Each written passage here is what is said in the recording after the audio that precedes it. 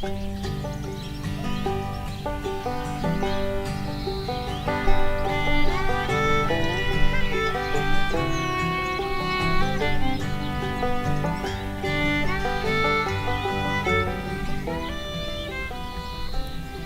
छोटे से गांव में एक लकड़हारा रहता था।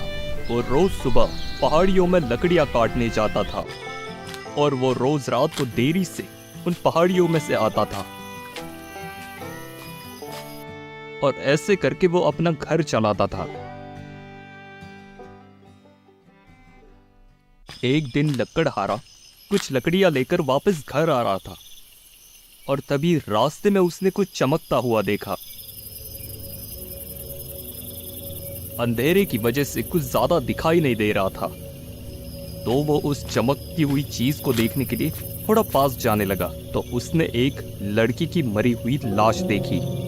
उस लड़की ने साड़ी पहनी हुई थी और उसका चेहरा कुछ ठीक से दिखाई नहीं दे रहा था।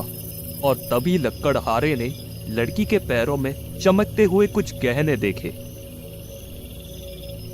पहले उसने सोचा कि आसपास के गांव वालों को बुलाकर वो पुलिस में तहकीकात करे, पर कुछ देर बाद वो लड़की के जेवर देख के थोड़ा लालची बन गया।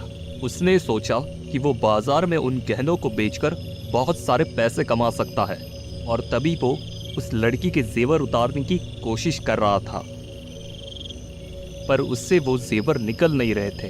इसलिए उसने उस लड़की के पैर काटने का फैसला लिया।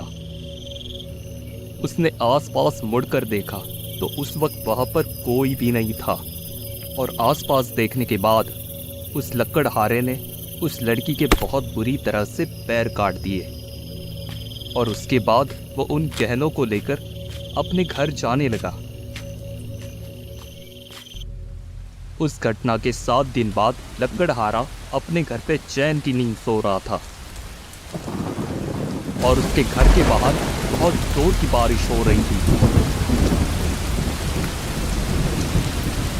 और तभी किसी ने उसके दरवाजे पर दस्तक दी। दरवाजा खटखटाने की आवाज बहुत जोर से आने लगी थी। दरवाजे के खटखटाने की आवाज से लकड़हारा जाग गया। उसने सोचा कि इतनी तेज बारिश में उसके घर पे कौन आया है।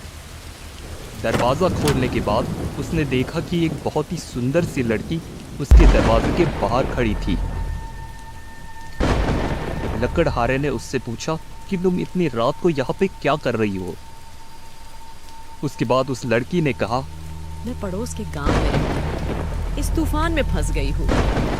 रात को रुकने के लिए जगह चाहिए। क्या आप मुझे रात को रहने दोगे? इतनी सुंदर लड़की देखने के बाद लकड़हारे ने उसे अपने घर में रहने की अनुमति दे दी। उसके बाद उस लड़की ने कहा, क्या आप मुझे एक गिलास पानी पिला सकते हो? मैं अभी लेकर आता हूँ, आप वहाँ पर जाके आराम कीजिए। लकड़हारा जब पानी ला रहा था तब उसने अपने फर्श पर खून के निशान देखे। पूरे घर में खून के धब्बे देखकर लकड़हारा डर गया। उसने लड़की से पूछा, ये खून के धब्बे यहाँ कहाँ से आ गए? तभी लड़की रोते रोते हुए बोली,